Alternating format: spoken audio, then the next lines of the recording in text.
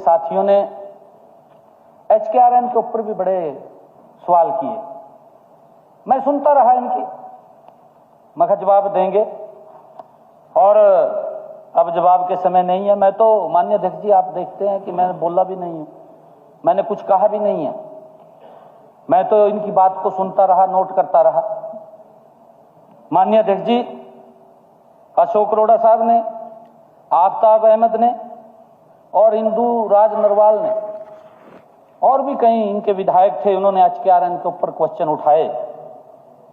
हमने युवाओं को माननीय अध्यक्ष जी ठेकेदारों के शोषण से बचाने के लिए, इनके समय में क्या होता था माननीय अध्यक्ष जी, अगर कोई बच्चा ठेकेदार के ऊपर कॉन्ट्रैक्ट बेस पे लगता था, उसकी 1 महीने की सैलरी तो पहले ले लेते थे, फिर जब उसको कॉन्ट्रैक्ट बेस पर लगाते थे उसका पैसा ले लेते थे। कितना शोषण युवाओं का होता था। उनको पूरा पैसा नहीं माननीय अध्यक्ष जी मिलता था, पूरा मानदेय नहीं मिलता था, हर महीने 1 महीने की सैलरी देनी पड़ती थी, लगातार 3 महीने तक, 4 महीने तक। और कई बार तो माननीय अध्यक्ष जी ये हालात थे, 1 महीना काम करवाया और लास्ट के दिनों में उसको बाहर कर दिया, दूसरे को रख लिया, उसको पैसा भी नहीं दिया। इस प्रकार का शोषण माननीय अध्यक्ष जी इनके समय के अंदर ठेकेदारी प्रथा में होता था। हमने उसको बचाने के लिए कौशल रोजगार निगम का गठन किया। माननीय अध्यक्ष जी, भी किसी युवा के साथ अन्याय ना हो, उसको पूरा सम्मान मिले, और उसको लेकर के हमने कौशल रोजगार निगम गठित किया। इसके रोल पर आने से पहले जो पीड़ा युवाओं को सहन करनी पड़ती थी माननीय अध्यक्ष जी, उस पीड़ा से हमने बचाया। किसी भी जो ठेकेदार के ऊपर लगे हुए थे, किसी का EPF नहीं कटता था, किसी को EIC का लाभ नहीं मिलता था। माननीय अध्यक्ष जी, वो जाते थे, आ जाते थे, ऐसी स्थिति थी। और लोग कहते थे युवा हमारा, क्योंकि प्रथा इस प्रकार की मैंने की हुई थी कि भाई हमें कॉन्ट्रैक्ट बेस पर ही लगवा दो, कॉन्ट्रैक्ट बेस पर ही लगवा दो। किसी को 8,000 मिलते थे, किसी को 6,000 मिलते थे, किसी को 9,000 मिलते थे। ये इनके हालात थे। युवाओं को इतना शोषण होता था। ये बेरोजगारी की बात करते हैं, ये HKRN के ऊपर माननीय अध्यक्ष जी क्वेश्चन उठाते हैं, उंगली उठाते हैं। इनको कोई अधिकार नहीं है ये इस प्रकार की बातें करने। ये यहां बैठते तो मैं इनको पूरा ही ना दिखाता। अब मैं ये तो यही कहूंगा अध्यक्ष जी, ये लुक गए जाएगा, ये हरियाणा प्रदेश के जनता इन लुकोने वाले हैं, आगे इनको बाहर नहीं दिखाएंगे। आदरणीय अध्यक्ष जी, हमने 2019 में अपने चुनावी घोषणा पत्र में सरकारी नौकरियों में ठेकेदारी प्रथा को बंद करने का संकल्प लिया था। माननीय अध्यक्ष जी, मुझे खुशी है कि हमने HKRN का गठन करके उस संकल्प को पूरा किया है, युवाओं को पूरा सम्मान दिया है। हमने अनुबंध आधार पर नियुक्त कर्मचारियों के कल्याण के लिए और अनुबंध आधार पर पारदर्शी ढंग से माननीय अध्यक्ष जी मानव हस्तक्षेप के बिना हुई नियुक्तियां करने के लिए हरियाणा कौशल रोजगार निगम का गठन किया है। निगम के पोर्टल पर उम्मीदवार की शिक्षा, अनुभव, हर चीज के नंबर हैं माननीय अध्यक्ष जी, और इन्हीं नंबरों के आधार पर कंप्यूटर से उम्मीदवारों की लिस्ट निकलती है जिनको हम HKRN में नियुक्त करते हैं। माननीय अध्यक्ष जी, निगम के तहत लगाए गए सभी अनुबंधित कर्मचारियों को EPF भी मिलता है, ESI का लाभ भी मिलता है, लेबर वेलफेयर फंड की सुविधा भी मिलती है। यही नहीं, कर्मचारियों का वेतन निगम द्वारा डायरेक्ट उनके बैंक के खाते के अंदर पहुंचाने का काम ये हमारी सरकार पहली बार किया है। नहीं तो उनको ऐसी कैश पकड़ा देते थे, आधे पैसे अपने पास रख लेता था ठेकेदार, आधे को दे देता, वो भी बोलता नहीं था, इतना शोषण होता था।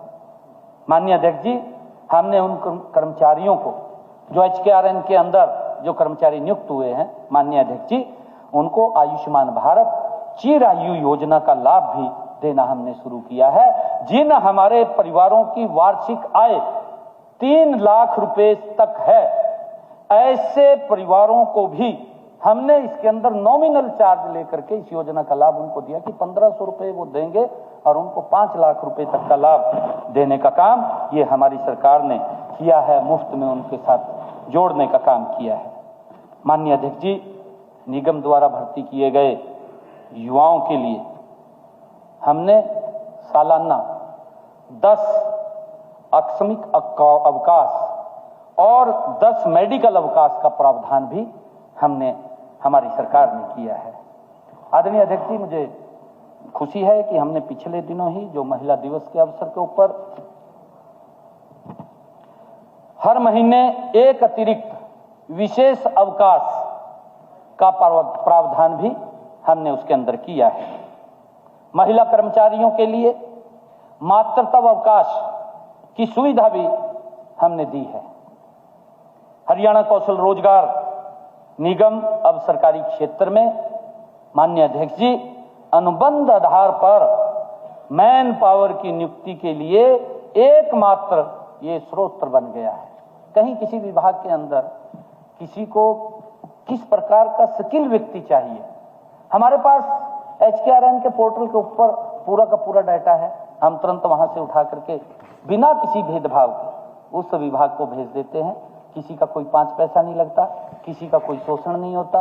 माननीय अध्यक्ष जी, ट्रांसपेरेंसी आधार के ऊपर एक गरीब परिवार का बच्चा भी हरियाणा सरकार के अंदर काम करना शुरू कर देता है। ये व्यवस्था हमने खड़ी की है। माननीय अध्यक्ष जी, हमारी सभी भर्तियां पूरी पारदर्शिता के तरीके से हो रही हैं, बिना किसी मानवीय हस्तक्षेप के हो रही हैं। हमें गर्व है इस बात का। एक टेक इन बिल्ड ऑनलाइन प्रक्रिया द्वारा की जाती है।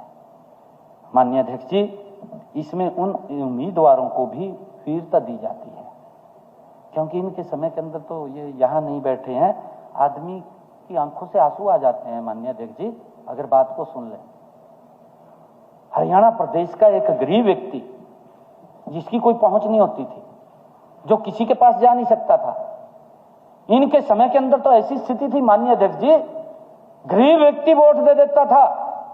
अगर कोई उसको आवश्यकता पड़ जाए, इनके दफ्तर के अंदर नहीं घुस सकता था। माननीय अध्यक्ष जी, धक्के मार करके बाहर निकाल देते थे, बात नहीं सुनते थे, वोट ले लेते थे। माननीय अध्यक्ष जी, नौकरी की तो बहुत दूर की बात है, वोट लेकर के गरीब व्यक्ति को हरियाणा में नौकरी नहीं मिलती थी। इनके समय के अंदर ये हालात थी, परंतु इस HKRN पोर्टल के माध्यम से माननीय अध्यक्ष जी, इसके अंदर हमने ये सिस्टम किया है कि जिन परिवारों की आय 1 लाख रुपए से कम है, ऐसे परिवारों को चुन करके उस परिवार के अंदर रोजगार देने का काम इस HKRN पोर्टल के माध्यम से होता है, बिना भेदभाव के हो रहा है। माननीय अध्यक्ष, कोई हस्तक्षेप नहीं है मानवीय।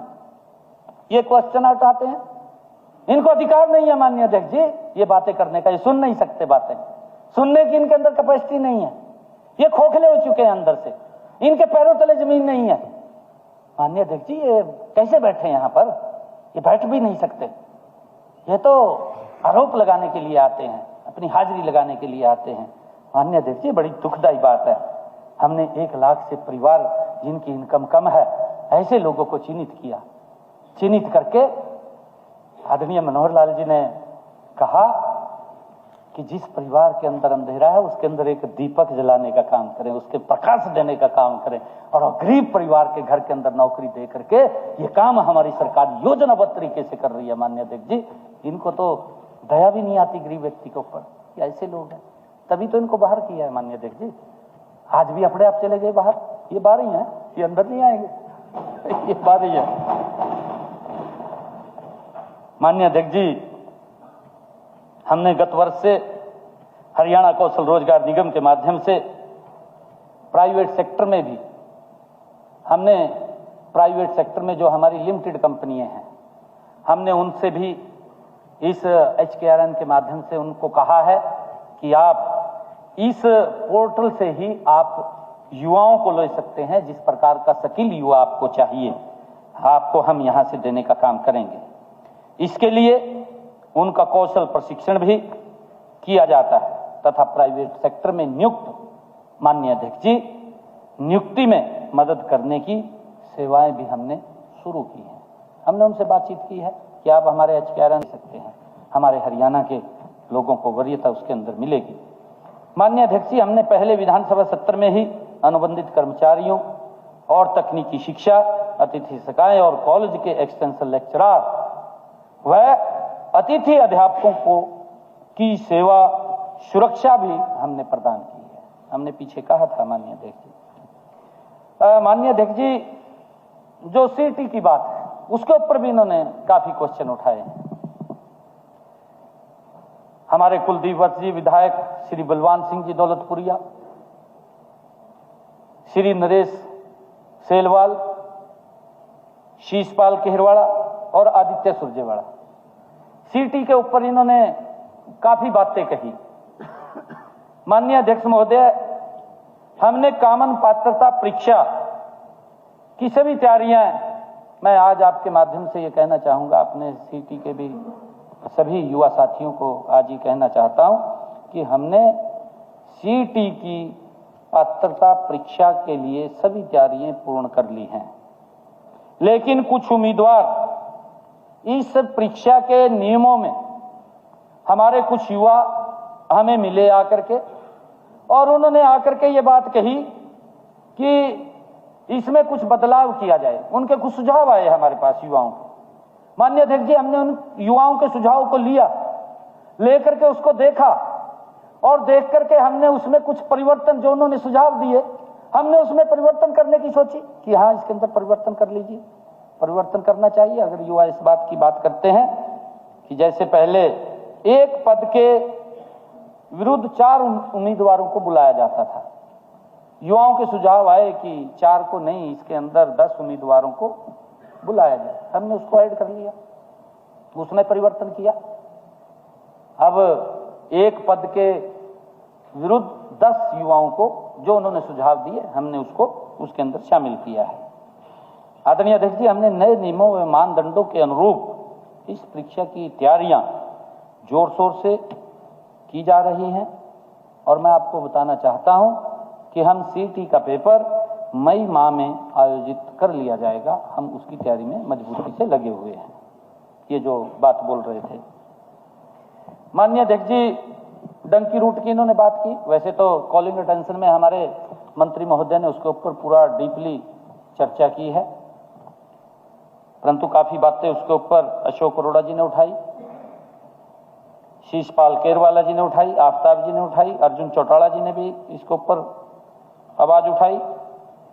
गीता भुक्कल, श्रीमती गीता, भेजने वाले एजेंटों के खिलाफ भी सख्त कार्रवाई कर रहे हैं। हम HKRN के माध्यम से लीगल रूट से माननीय अध्यक्ष जी विदेशों में युवाओं को भेजेंगे। हमने ये पूरी तैयारी कर ली है। HKRN को मिनिस्ट्री ऑफ एक्सटर्नल अफेयर द्वारा रिक्रूटिंग एजेंट के लाइसेंस भी दिए जाते हैं माननीय अध्यक्ष जी, सैद्धांतिक मंजूरी भी उनको मिलती है। और जल्द ही इस विषय पर हम HKRN के माध्यम से विज्ञापन भी जारी करेंगे कि कितने युवाओं को बाहर से हमारे पास डिमांड आती है कि कितने युवा हमने भेजे भी है माननीय अध्यक्ष जी। हमने लगभग 500 के करीब युवाओं को विदेश में भेजने का काम किया। किसी युवा का माननीय अध्यक्ष जी 1 पैसा नहीं लगा, सिर्फ उसका टिकट का किराया लगा है, ओनली टिकट लगा है उसका। हमने बाहर उसको काम भी दिया है। हम भेज रहे हैं उनको, लीगल तरीके से भेज रहे हैं। हमें मालूम है कि कौन बच्चे कहां पर हैं, और मैं तो आदमी, और उनको लाने का काम करती है। ये हमें मालूम होना चाहिए कि हमारे भारत के लोग कहां कहां पर हैं, सुरक्षित हैं, उसकी चिंता नरेंद्र मोदी जी कर